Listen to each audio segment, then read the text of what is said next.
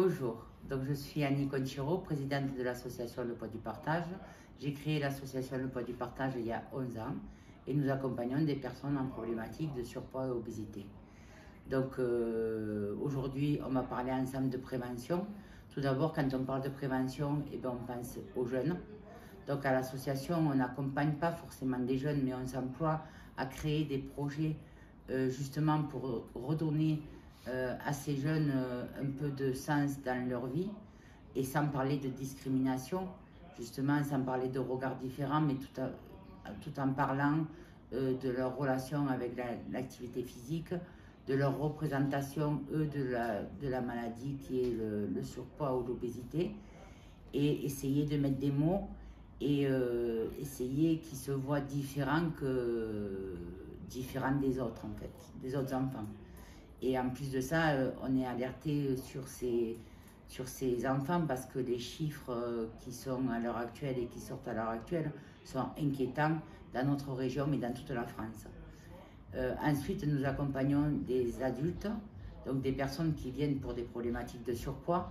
Donc le surpoids, la maladie, l'obésité n'est pas déclarée, mais si justement nous ne faisons rien pour stopper l'évolution de ce surpoids, nous allons rentrer dans une problématique de maladie chronique déclarée qui est l'obésité.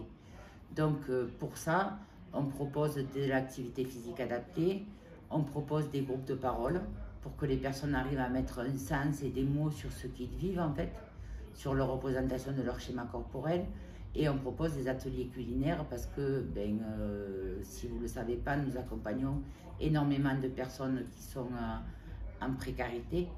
Et donc, comment s'alimenter sainement dans une société actuelle avec une prévalence du panier moyen pour les courses, comment on peut s'alimenter à petit budget, comment avoir des idées d'organisation aussi.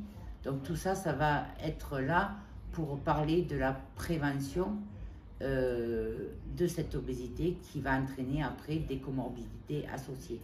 Et puis après, nous accompagnons des personnes qui sont en problématique d'obésité.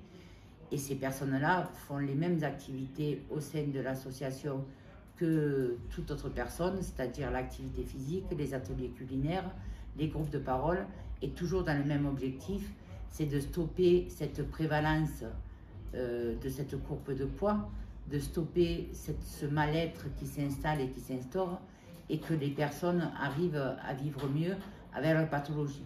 C'est comprendre aussi la pathologie, parce que c'est bien souvent où les personnes sont montrées du doigt et stigmatisées à longueur de journée, mais autant dans le milieu médical que le milieu familial ou professionnel même. Donc on essaye de mettre des mots sur tout ceci pour arriver à ce que les personnes arrivent à vivre mieux et arrivent à améliorer sa santé. Voilà ce que l'on peut faire dans l'association quand on parle de prévention. Merci de votre attention et à bientôt.